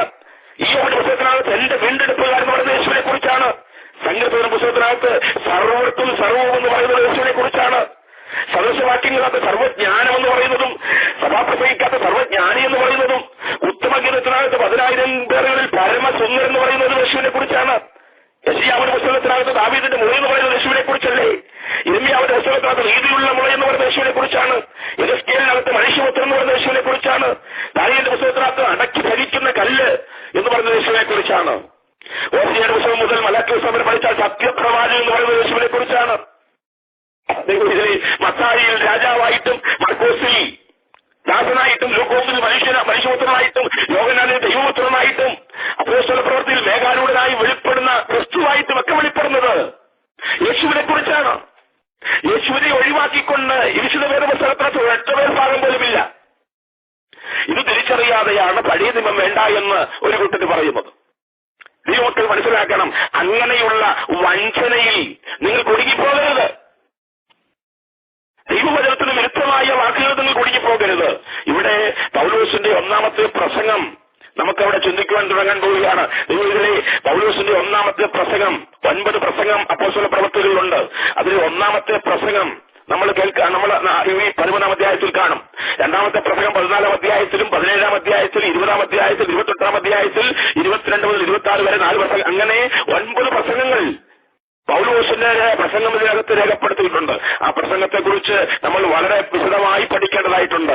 അദ്ദേഹം തുടങ്ങുന്നത് ഇസ്രായേൽ ജനത്തിന്റെ ദൈവം നമ്മുടെ പിതാക്കന്മാരെ തെരഞ്ഞെടുത്തു മിസ്രയീമിലെ ദേശത്ത് നിന്ന് പ്രവാസകാലത്ത് അവിടെ നിന്ന് വിടുവിച്ചു, മോശയിലൂടെ നടത്തി എന്ന് പറഞ്ഞു തുടങ്ങി. അതിനുശേഷം രാജാക്കന്മാരെ ചോദിച്ചു, രാജാവായി ദാവീദിനെ തെരഞ്ഞെടുത്തു എന്ന് പറഞ്ഞു. ഇസ്രായേലിനെ കഴിഞ്ഞപ്പോൾ ദൈവം ന്യായാധിപന്മാരെ എഴുന്നേൽപ്പിച്ചു, അതിന്റെ ചരിത്രം പറഞ്ഞു. അങ്ങനെ പറഞ്ഞു മുൻപോട്ട് വന്നിട്ട് ഇസ്രായേലികൾക്ക് യഹൂദന്മാർക്ക് ഏറ്റവും ഇഷ്ടമുള്ള രാജാവായ ദാവീദിനെ വീണ്ടും വന്നെടുത്തു. ദാവീദിനെ എടുത്തിട്ട് ഇങ്ങനെ പറയുകയാണ്, നീ എന്റെ പുത്രൻ, ഇന്ന് ഞാൻ നിന്നെ എത്രയോ പഴയ വിഭാഗങ്ങൾ എടുത്താണ് കൂട്ടിയത് എന്ന് 2-ാം സങ്കീർത്തനത്തിൽ എഴുതിയിരിക്കുന്നുവല്ലോ. ഇനി ജീർണതയിലേക്ക് തിരിയാതെ വണ്ണം അവനെ മരിച്ചുവെന്ന് എഴുന്നേൽപ്പിച്ചതിനെ കുറിച്ച് അവൻ ദാവീദിന്റെ സ്ഥിരമായുള്ള വിശുദ്ധ കൃപയുടെ ഞാൻ നിങ്ങൾക്ക് നൽകുമെന്ന് പറഞ്ഞിരിക്കുന്നു. മറ്റൊരു സങ്കീർത്തനത്തിലും തന്റെ പരിശുദ്ധനെ ദ്രവത്വം കാണുവാൻ അവൻ വിട്ടുകൊടുക്കില്ല എന്ന് പറയുന്നു. ദാവീദ് തന്റെ തലമുറയിൽ ദൈവത്തിന്റെ ആലോചനയ്ക്ക് ശുശ്രൂഷ ചെയ്ത ശേഷം നിദ്ര പ്രാപിച്ചു, തന്റെ പിതാക്കന്മാരുടെ ചേർന്ന ജീർണത കണ്ടു. ശ്രദ്ധിക്കണം, ദൈവത്തിന്റെ ദൈവത്തിലെ അവർക്ക് ഇഷ്ടമുള്ള അവരുടെ നേതാവിനെ, അവരുടെ രാജാവിനെ, യഹൂദന്മാർക്ക് ഏറ്റവും വർണ്ണിക്കുന്ന, ഏറ്റവും കൂടുതൽ പാടിക്കേൾപ്പിക്കുന്ന, അത് ദാവീദിനെ കുറിച്ച് പറയുകയാണ്. അവൻ ദൈവത്തിന്റെ വേല ചെയ്തു, ആ തലമുറയിൽ ദൈവത്തിന്റെ ആലോചനയ്ക്ക് ശുശ്രൂഷ ചെയ്ത ശേഷം മരിച്ചു, തന്റെ പിതാക്കന്മാരോട് ചേർന്ന് ജീർണത പ്രാപിച്ചു. അടുത്തത്, ദൈവം ഉയർത്തെഴുന്നേൽപ്പിച്ചവനോ, യേശുവിനെ കുറിച്ച് പറയാ, ദൈവം ഉയർത്തെഴുന്നേൽപ്പിച്ചവനോ ജീർണത കണ്ടില്ല. ആകയാൽ സഹോദരന്മാരെ, യേശു മുഖാന്തരം നിങ്ങളുടെ പാപമോചനം അറിയിക്കുന്നു. കണ്ടോ, അവരുടെ ആളിനെ ഉയർത്തിക്കൊണ്ട് തന്നെ ഹല്ലേലൂയ യേശു ആരെന്ന് വെളിപ്പെടുത്തിക്കൊണ്ട് അവസാനിപ്പിക്കുകയാണ്. ആ പ്രസംഗം അടുത്തയാഴ്ച നമുക്ക് ഒരുമിച്ച് കേൾക്കാം. അതിലൂടെ ഒത്തിരി ആത്മീയ അർത്ഥങ്ങൾ നമുക്ക് മനസ്സിലാക്കുവാൻ കഴിയും. അതിൽ വളരെ പ്രാർത്ഥനയോടെ നമുക്ക് ഇന്നത്തെ ശുശ്രൂഷ അവസാനിപ്പിക്കാം. ദൈവത്തിലെ ഹല്ലേലൂയ ദൈവത്തിന്റെ വചനം അത് ജീവനുള്ള വചനമാണ്, അതിന് മാറ്റമില്ല. അതുകൊണ്ട് തന്നെ ഇന്ന് പകൽക്കാലം ദൈവവചനത്തിന് മുമ്പിൽ നമ്മളെ സമർപ്പിക്കാം. കർത്താവിന്റെ ആവശ്യത്തിലൂടെ നമ്മൾ കേട്ടതുപോലെ വഞ്ചനയും ഹല്ലേലൂയ സ്വയസ്നേഹവും സ്വയനീതിയും ഒക്കെ വിട്ടുകളഞ്ഞുകൊണ്ട് ദൈവത്തിന്റെ ആത്മാവിന്റെ നിയന്ത്രണത്തിൽ നടക്കുവാൻ ദൈവാത്മാവ് നമ്മളെ സഹായിക്കട്ടെ. ഹല്ലേലൂയ ഒന്നാം മിഷണറി യാത്രയെ കുറിച്ചാണ് നമ്മൾ ചിന്തിച്ചത്. ആ മിഷണറി യാത്രയിൽ ഒന്നാമത്തെ മിഷൻ ഫീൽഡ് സെലമീസ് ആണ്, രണ്ടാമത്തേത് പാംഫോസ് ആണ്, മൂന്നാമത്തേത് പെർഗയാണ്, അന്ത്യോഖ്യയാണ്. ഈ 3 സ്ഥലങ്ങളെ കുറിച്ചാണ് നമ്മൾ ചിന്തിച്ചുകൊണ്ടിരിക്കുന്നത്. ഈ ടീമിൽ 3 പേരുണ്ടായിരുന്നു, പൗലോസും ബർന്നബാസും സഹായിയായി യോഹന്നാനും. ഈ ടീമിന്റെ ക്യാപ്റ്റൻ ആദ്യ സമയത്ത് ബർന്നബാസ് ആയിരുന്നു. എന്നാൽ രണ്ടാം മിഷൻ ഫീൽഡിലേക്ക് വരുമ്പോൾ ആത്മീയ ശുശ്രൂഷകൾക്ക് നേതൃത്വം പൗലോസ് ഏറ്റെടുക്കുന്നതായിട്ട് കാണുന്നു. അതേ അവസരത്തിൽ തന്നെ മിഷൻ ടീം ചുരുങ്ങുന്നു, 2 പേരായിട്ട് അവസാനിക്കുന്നു. എന്നാൽ ദൈവപ്രവൃത്തി മുൻപോട്ട് പോകുന്നു. കണ്ണുകളെ അടയ്ക്കാൻ പ്രാർത്ഥിക്കാം. പരിശുദ്ധനായ ദൈവമേ, സ്വർഗ്ഗസപിതാവേ, അങ്ങയുടെ പാദപീഠത്തിൽ ഇരുന്ന് അല്പസമയം ദൈവവചനം പഠിക്കുവാൻ കർത്താവ് തന്റെ ശിഷ്യന്മാരിലൂടെ ചെയ്തെടുത്ത ദൈവപ്രവൃത്തികളെ കുറിച്ച് കർത്താവെ ഒന്ന് ചിന്തിച്ച് തങ്ങളെ തന്നെ ഒന്ന് ക്രമീകരണം പ്രാപിപ്പാൻ കർത്താവ് നല്ല അവസരത്തിനായി ഞങ്ങൾ ദൈവത്തോട് നന്ദി പറയുന്നു. കർത്താവെ, കേൾവിക്കാരെ എല്ലാം ദൈവകരങ്ങളിലേക്ക് ഏൽപ്പിച്ച് പ്രാർത്ഥിക്കുന്നു. അവരുടെ ചെറുതുമായ എല്ലാ ആവശ്യങ്ങളുടെ മേലും കർത്താവിന്റെ വലിയ കൃപ കൂടിയിരിക്കണമെന്ന് ഞങ്ങൾ ഒരുമിച്ച് പ്രാർത്ഥിക്കുന്നു. കർത്താവ് ഈ ദിവസങ്ങളിൽ അതിൽ കൃത്യമായി തെളിഞ്ഞവരായി മാറുവാൻ തക്കവണ്ണം ദൈവവചനം പഠിച്ച് കർത്താവ് ശിഷ്യത്വത്തിലേക്ക് വരുവാൻ തക്കവണ്ണം കർത്താവ് ഞങ്ങളെ സഹായിക്കണമേ. അല്ലെങ്കിൽ ഈ പ്രയലനെ പ്രയലനെ അനുഗ്രഹിച്ച് ഞങ്ങൾ പ്രാർത്ഥിക്കുന്നു. കർത്താവ് പിൻപിൽ പ്രവർത്തിക്കുന്ന രാജ്യപാസ്റ്ററെ കർത്താവിന്റെ നാമത്തിൽ അനുഗ്രഹിച്ച് പ്രാർത്ഥിക്കുന്നു. എല്ലാ ക്രിസ്തീയ ദൈവിക പ്രവർത്തനങ്ങൾക്കായി സ്തോത്രം ചെയ്യുന്ന കർത്താവെ, എല്ലാ കർത്താവെ ആത്മീയ ശുശ്രൂഷകൾക്കായി സ്തോത്രം. കർത്താവിന്റെ നാമത്തിൽ വരുന്നവൻ വാഴ്ത്തപ്പെട്ടവൻ എന്ന് പറയുന്ന കാലത്താണ് അനുഗ്രഹം ഉണ്ടാകുന്ന കർത്താവിന്റെ വചനം പറയുമ്പോൾ ഈ കർത്താവെ അമേരിക്കയുടെ എല്ലാ ആത്മീയ പ്രവർത്തനങ്ങൾക്കായി, ലോകത്തുള്ള എല്ലാ പ്രവർത്തനങ്ങൾക്കായി പ്രാർത്ഥിക്കുന്നു. പ്രത്യേക പ്രയലനുകളെ ഓർത്ത് ഞങ്ങൾ പ്രാർത്ഥിക്കുന്നു. കർത്താവെ, ഒക്കെയുള്ള പ്രയലനായി പ്രാർത്ഥിക്കുന്നു. അതിന്റെ പിൻപിൽ പ്രവർത്തിക്കുന്ന കുടുംബം അനുഗ്രഹിച്ച് ദൈവങ്ങൾ ഏൽപ്പിക്കുന്നു. ബോസൺ പ്രയലനായി പ്രാർത്ഥിക്കുന്നു. സൂസനെ അനുഗ്രഹിച്ച് ദൈവങ്ങൾ ഏൽപ്പിക്കുന്നു. നോർത്ത് കരോളിന പ്രയലനായി പ്രാർത്ഥിക്കുന്ന കർത്താവെ, അതിൽ പ്രവർത്തിക്കുന്ന ജോളി അനുഗ്രഹിച്ച് പ്രാർത്ഥിക്കുന്ന കർത്താവെ, ആത്മീയ ശുശ്രൂഷയിൽ കൈത്താങ്ങുന്ന എല്ലാവരെയും ദൈവനാമത്തിൽ അനുഗ്രഹിച്ച് ദൈവങ്ങളിലേക്ക് ഏൽപ്പിക്കുന്നു. തുടർന്ന് കർത്താവിന്റെ നാമത്തെ ഉയർത്തുവാൻ ഞങ്ങളെ സഹായിച്ചാട്ട്, അടുത്ത ആഴ്ചകളിൽ സന്തോഷത്തോടെ കടന്നുവന്ന് വചനം പഠിക്കുവാൻ ഞങ്ങളെ കർത്താവ് വീണ്ടും പ്രേരിപ്പിച്ചാട്ട്, ആത്മാവിൽ നടക്കുവാൻ ഞങ്ങളെ സഹായിച്ചാട്ട്, അതുവരെയും കൃപയിൽ ഞങ്ങളെ പൊതിഞ്ഞാട്ട് ബഹുത്തം കർത്താവ് എടുക്കണം. യേശു ക്രിസ്തുവിൻ നാമത്തിൽ തന്നെ. Amen. Thank you. God bless you. Hallelujah.